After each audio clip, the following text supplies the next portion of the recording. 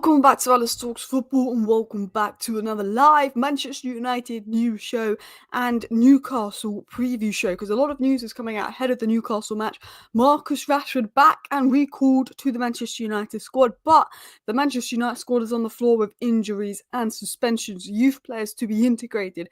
Amorim has plans to give Obi Martin his debut this season. Loan offers coming in for Antony. Could Antony be one of the players out? Could Rashford and Antony both go in January? What's the situation there? Because Rashford and his representatives were spotted having a late meeting at Carrington last night. And the last time Rashford brought his representatives to Carrington was after the Belfast incident. Has anything gone down? Well, we're going to dive into all the latest Manchester United news, transfer news and more, talking about the squad ahead of Newcastle. Could Obi Martin be called up? Amorim has plans to give him his debut this season, according to reports. What are the plans for the youth? What's the situation with Antony to Spain? The loan offer, Real Betis. What is the Rashford situation? Bit of a preview to Newcastle. Fabrizio Romano confirms Nuno Mendes' interest from Manchester United. So we've got another top source on that. INEOS do not rate the squad, want a left wing back and a right wing back for Amorim. Amorim makes some comments on his progress so far and a couple updates on other transfer plans. Job, Delap, wing backs, that situation and more. So guys, I hope you do enjoy today's video. This is a bit of a preview and a chit chat live and a bit of news live ahead of the Newcastle game. Please do go ahead and hit that like button if you do enjoy today's video, and you're more than welcome to subscribe if you're new as well. But the major breaking news coming out is that Marcus Rashford has been recalled to the Manchester United squad ahead of our match versus Newcastle, although this is largely due to the lack of players in the squad. So we'll dive into this story now. So this has come out from United Menace. The Marcus Rashford will be recalled to the Manchester United squad for the game against Newcastle tonight, mainly because of missing players though, not because of training performances, which apparently have still been under par. Now, for me, I like Marcus Rashford. You know I like Marcus Rashford, but I'm all for the new manager coming in, disciplining players, doing what he's got to do to get the players he doesn't want out. I'm going to let Amorim do whatever he wants to do, player favouritism aside. Amorim's got to do what he's got to do. I think the last few games we've missed Marcus Rashford. I think because he is more of a threat than Garnacho. He's more of a threat than Xerxes. And with no Bruno, with no Mount who could play in the 10 roles, we're very thin up top. And I think that, will he get on the pitch? I don't know. But we are very thin up top at the moment, and I can understand him being recalled in. There was talk of maybe one of the academy players who plays up top also being recalled in. Obi Martin was rumoured, but I said Obi Martin, there was a rumour that he was going to be pulled up to the squad today. I don't believe that to be the case. He's still too young, but there is plans for Amorim to integrate him towards the end of the season, according to reports. Ethan Wheatley, I think, would most likely be involved out of the attackers. Apparently, Scanlon and Morehouse have caught Amorim's eye. We'll talk about that. But Rashford will be involved versus Newcastle tonight on the bench. I don't know if he'll get off the bench. I don't think Marcus Rashford would start. I'd be very shocked if Marcus Rashford started, despite him having a good record versus Newcastle. I think he's on the bench. Why are we not looking at Omar Marmoush?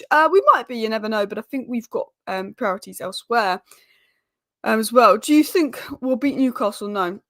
We have a good home record versus Newcastle, but Newcastle are the best team when it comes to ground coverage, pressing and athleticism in the league. They are. That's why they give Liverpool a tough game. That's why they give Tottenham a tough game. That's why they gave Man City and Arsenal tough games. They're the best team in the league when it comes to pure athleticism and work rate.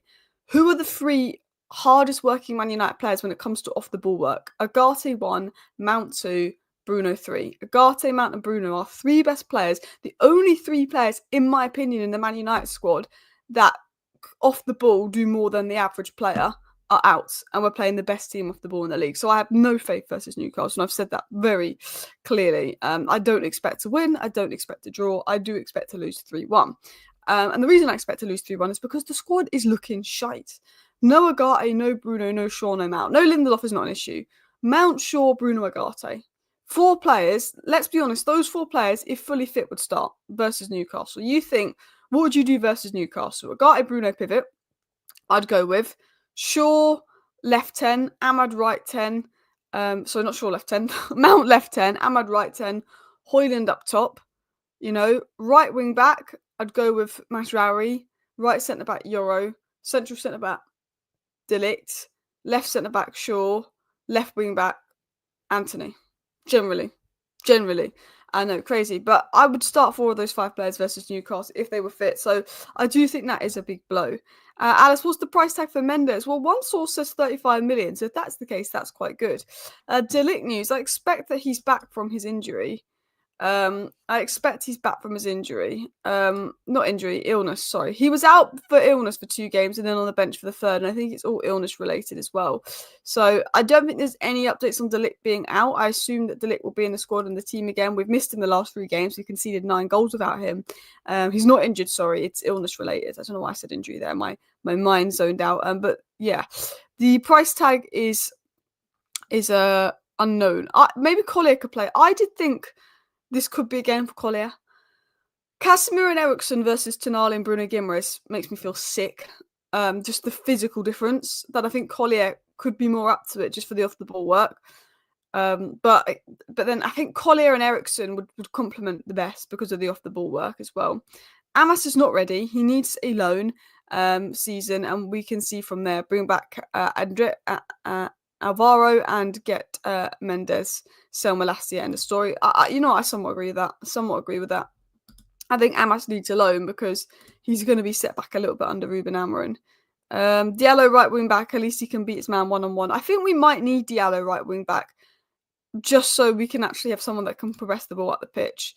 Maybe Diallo right wing back, Garnacho right 10, Højlund up top, Xerxes left 10. I do not like the look of the squad. The front 3, do not like the look of the squad. What about a Maino Collier midfield? I mean, Maino Collier midfield could work. Someone said Leitcher in midfield. I don't know. I wouldn't take the risk versus Newcastle of putting Leitcher in midfield. But yeah, that is a little bit of news ahead of the Newcastle game. We will talk about that later on, but I am very worried about that. People saying, do you think we get relegated? No, but it's a concern. Manchester United ready to accept Chido Obi Martin's Arsenal demands as star tears up youth ranks, was said by The Express. Manchester United could give striker prodigy Chido Obi Martin his debut before the end of the season, according to reports. United are open to handing him a senior debut during the current campaign. Obi Martin is averaging a goal every 50 minutes in the Under-18s Premier League and has scored twice in his only FA Youth Cup appearance for the Red Devils. Ruben Amorim may look to tap into the academy in the new year, being impressed by several standout players he's observed.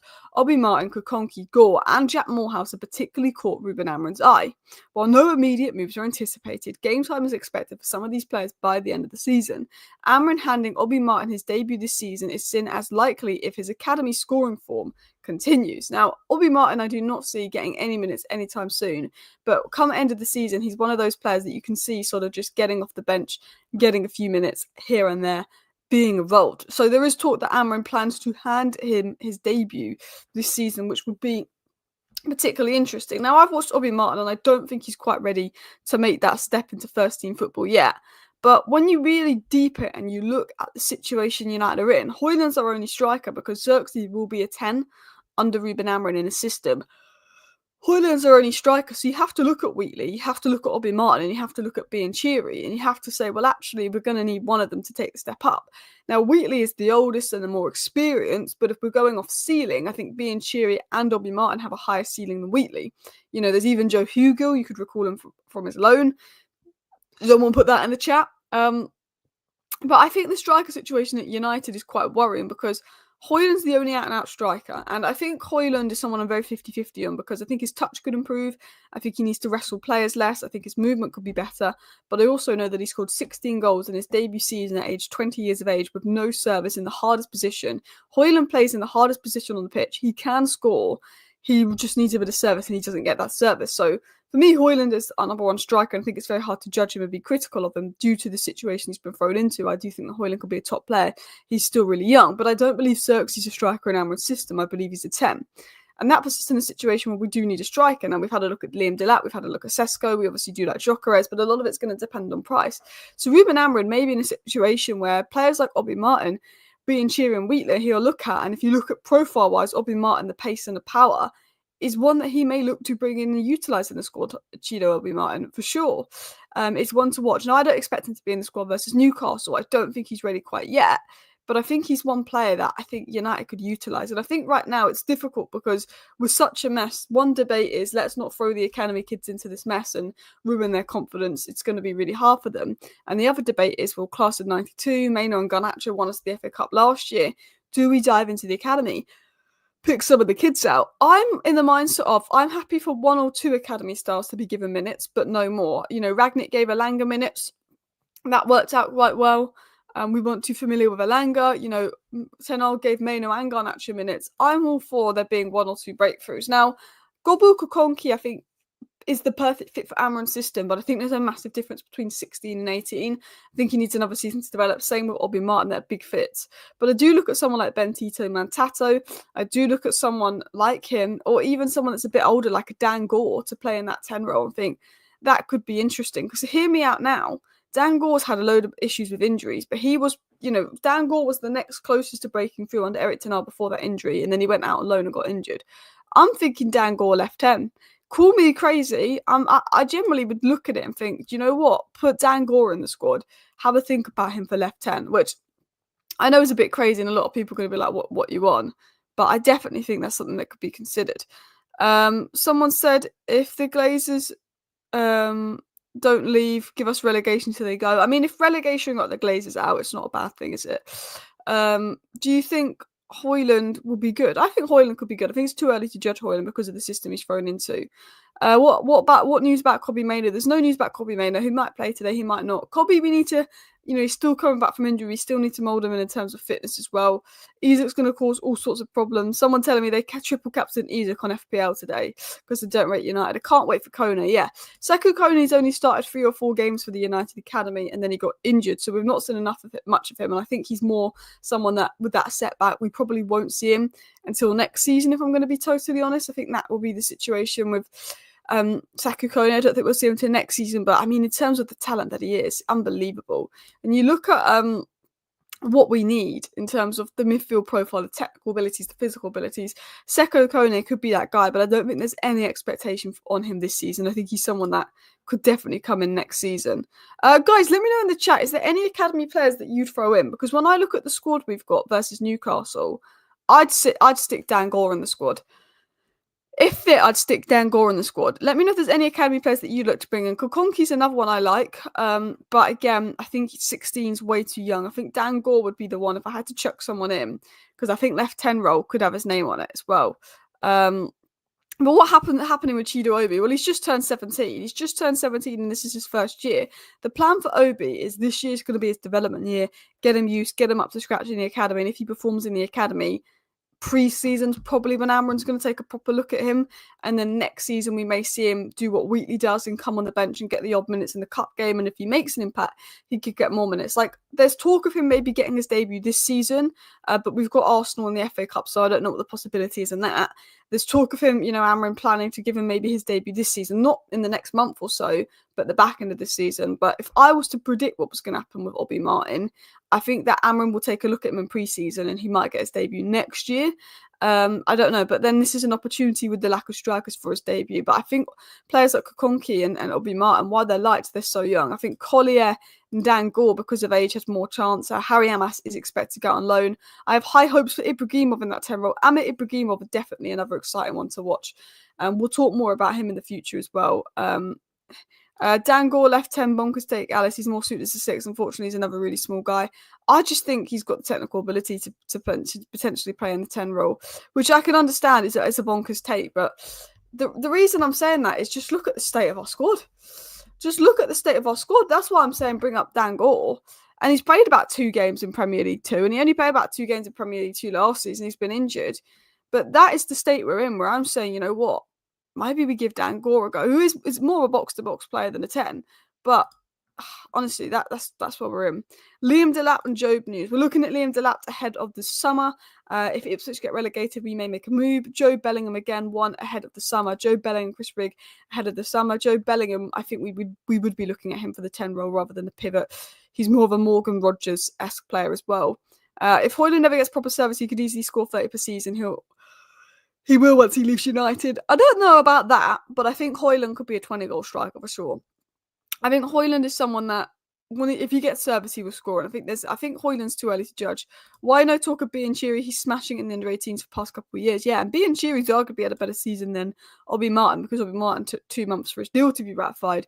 Bianchiri is another one to watch, but I think Obi Martin is seen as having the highest ceiling. I was thinking about this earlier, but I was thinking about the situation we're in. You know, Kovar, very good keeper, left Man United under Ten Hag. James Garner, a good defensive midfielder, he's been hit and miss, let's be honest, at Everton.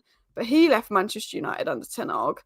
And then we're now talking about Alvaro Fernandez leaving Man United under Ten Hag. And James Garner less so, but Alvaro Fernandez definitely would be playing if he was still at Man United right now, 100%. I also think, you know, if you look at other sort of situations, I'd say Kovar, you know, he's probably better than Bayendir.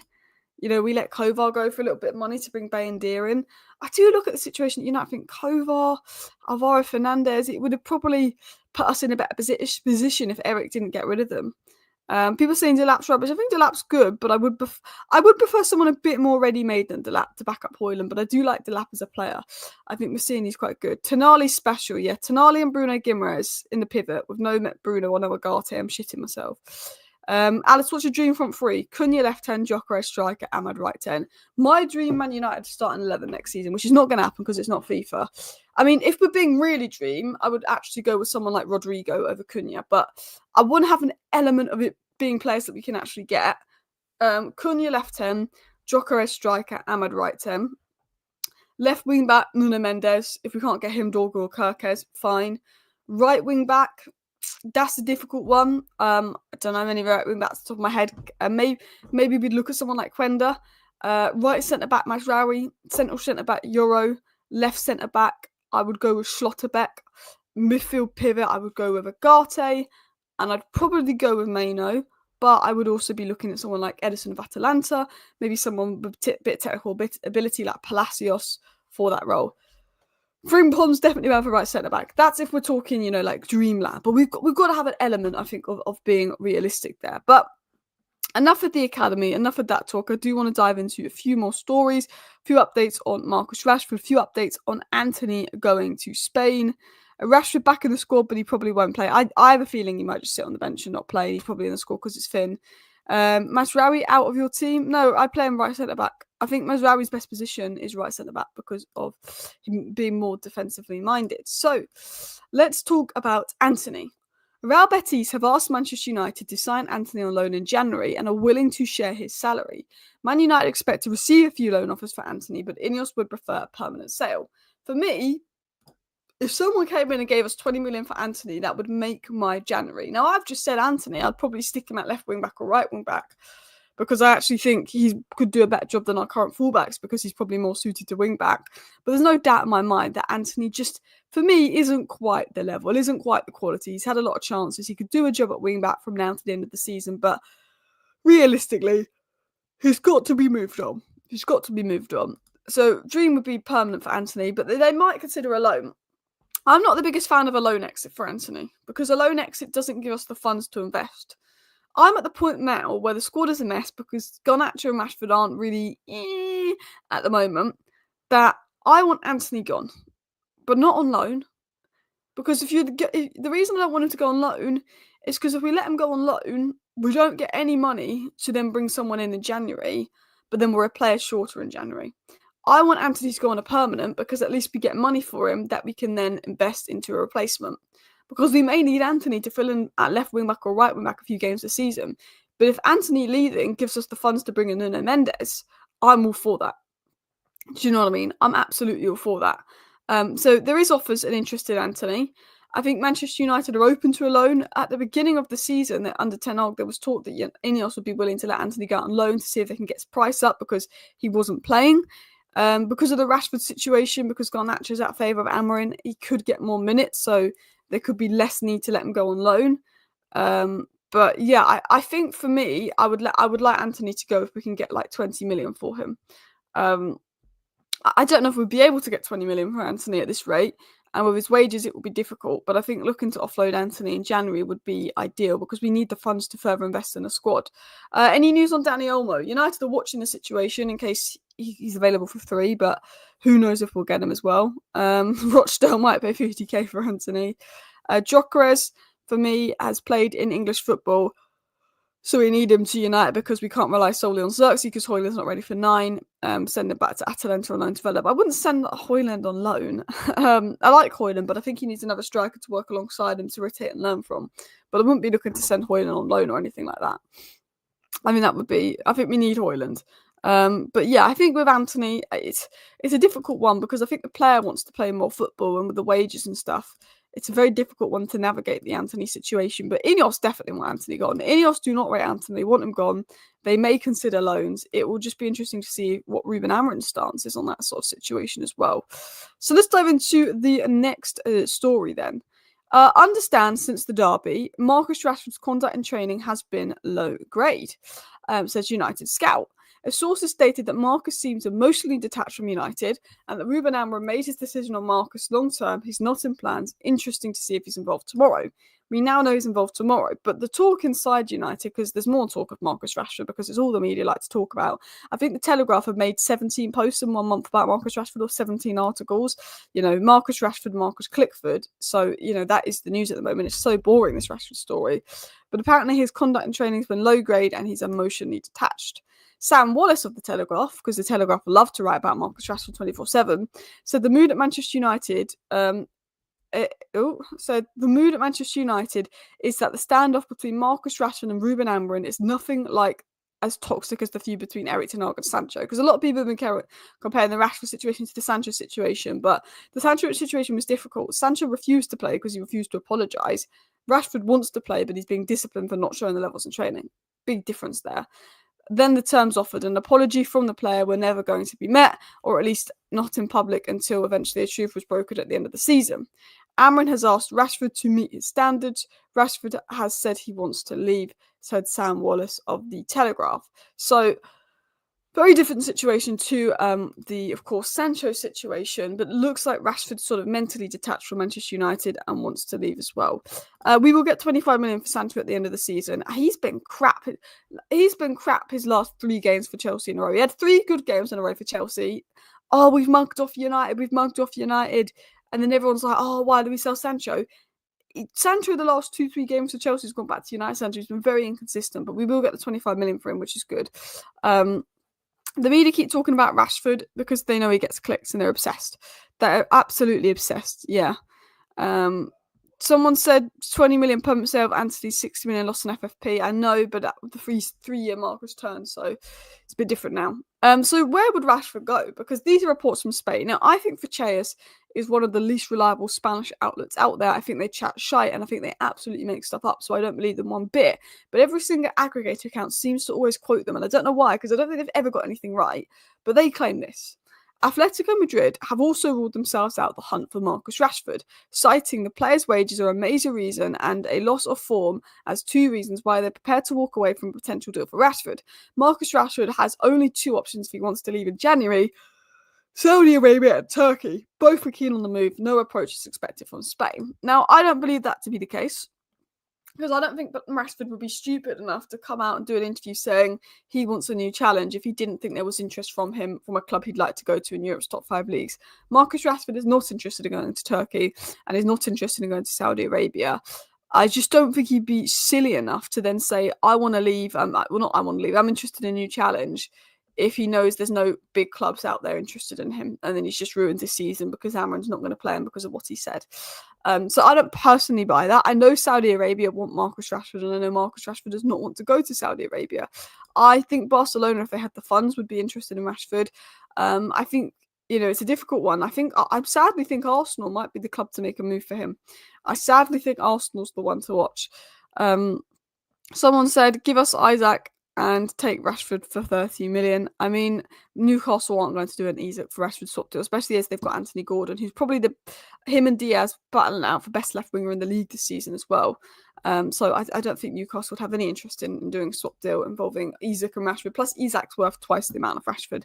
Let's be honest. I'd love Isaac at United, but yeah, mint player. But I just don't think we've got the funds or the ability to get someone like Isaac. And I think Isaac's 100 million plus. I think 100 million plus Isak is. So let's dive into a few other news stories going about. So obviously we had that Marcus Rashford story, blah blah blah blah blah blah. Nuno Mendes. Hey, so what do we know about Nuno Mendes to Manchester United? So we had Florian Plettenberg talk about Nuno Mendes to United a little bit, but obviously the very reliable Fabrice Hawkins came out about 4 days ago and said that Manchester United have made an offer for Nuno Mendes ahead of the January transfer window. The player is interested in leaving PSG and unlikely to sign a new contract. So over the last few days, there's been quite a bit of news around Nuno Mendes, and Fabrice Hawkins is very reliable. Now, Fabrizio Romano, who's a tier 1 source of information, has confirmed that United do appreciate Nuno Mendes ahead of the January window, and he's on our list. Romano's confirmed that Kirkes and Nuno Mendes are two of the left wing-backs on our list. He also said to keep an eye on Alvaro Fernandez as well. Someone said can't see any club wanting Rashford, only Saudi Arabia. I think Arsenal could be one to watch. I do. Sad. I could think of nothing worse than saying Rashford at Arsenal, but I think Arsenal could be one to watch. Danny Olmo might be going to PSG because PSG are in a race to sign him. Yeah, depending on what happens at Barcelona. Appreciate FC, of course. I mean, that's the time bit. We appreciate Nuno Mendes, great, but we need him. Now, Ruben Amorim reportedly set a deadline of 2 weeks for Manchester United to bring in a left wing back. He said, by the 14th of January, I want a left wing back in the club, ready to play. That's what he said he wanted. Whether that will be the case is a different question. But Ruben Amorim made it very clear he wants a left wing back. He wants a left wing back by the second week of the January window. And we've looked at Kirkes. We've looked at not just Kirkes. We've looked at Kirkes. We've looked at Dorgu. We've looked at Nuno Mendes. They could be ones to watch as well. Someone said this: we got no Bruno, Mount, or Shaw or Ugarte in the match they scored. This is a very thin match they scored. It's going to be very difficult for Ruben Amorim. The players have got to give 110%. I completely agree. The match they scored is a mess. The players are going to have to give 110% for Amorim. They've got to win everything. Isak won't go to Arsenal. Isak's 150 million to start the bidding. Also, why would he choose to sign for a toxic club like United? Newcastle don't want Rashford. Why would they want to play with poor attitude? Never said they did. Never said Isak would want to go to Man United, and never said Newcastle would want Rashford. I just said that we'd have to pay over 100 million for Isak, and he's worth a lot more than Rashford. I don't think Isak would want to go to United. Never said he did. Someone said, I like Nuno Mendes. I watch all Portugal games, and I always think to myself, he should be someone we can sign. He can play in a back four, back five, all-round player with engine on him, exactly, and very attackingly minded. Very attacking minded as well. And he wants that at PSG. They play quite defensively. He can be a very attacking fullback. I think in terms of, he's one of the best fullbacks in the world. I think he's Nuno Mendes, top three best left backs in the world for me. Always impressed me when I've seen him. I've not seen loads and loads of him. I only watched Champions League, European games, like Portugal. But definitely a player there. Do you think Xerxes could go maybe in the summer? Apparently there's clubs in Italy that'd be willing to pay 30 million for Xerxes in the summer. And people might say, what? And Xerxes was unbelievable at Bologna last year. I watched Xerxes play for Bologna and he really impressed me. We've not seen Xerxes at his best, and people are so quick to write off Xerxes because I don't think many people actually watched him last year. But if you watched Italian football last season and you watched Xerxes, there was a player there. There was a good player in Joshua Xerxes last year. So yeah, Nuno Mendes is going to be one to watch because Romano said that we like him. A lot of other top sources have said that we like him. We've watched him. Fabrice Hawkins, a tier 1 source, has said we've even put a bid in for Nuno Mendes, an offer in for Nuno Mendes. So it'll be interesting to see how that develops over the next few weeks. We have a very good relationship with his agent, George Mendes, who's also Ruben Amorim's agent. But the problem is United is such a mess that does the player want to go to a club like United? But arguably, he could go to a better club. And I don't like to say that. Guys, by the way, we're only 10 subscribers away from 102.4k. We're on 102,390 subscribers. So big up everybody that's been watching and showing support to the channel. I can't believe it's been just over a week since we hit 100k on the channel. We're now on that journey to 150k. It's been an incredible journey. So big up everybody that has shown the support to the channel as well. How many Bologna matches did you watch? Probably 7 or 8. And then I did all my research and stuff. But he impressed me in those matches. The Inter game. Really good. Someone said Højlund was more expensive than Napoli interest in Luke Shaw. That is true. Højlund more expensive than Isak. So basically, Atalanta had a gentleman's agreement with Højlund that they'd let him go for £40 million if anyone put a 40 million offer in for him. And then John Murtough came in and said a couple of weeks later to Atalanta, we won't pay more than £55 million for Højlund. So then Atalanta said, even though they would have let Højlund go for 40 million in secret, Man United come in. John Murtough's made it clear he's willing to pay 55 million before he even knew about the 40 million hidden price tag. So then all of a sudden, Højlund's price tag was 60 million.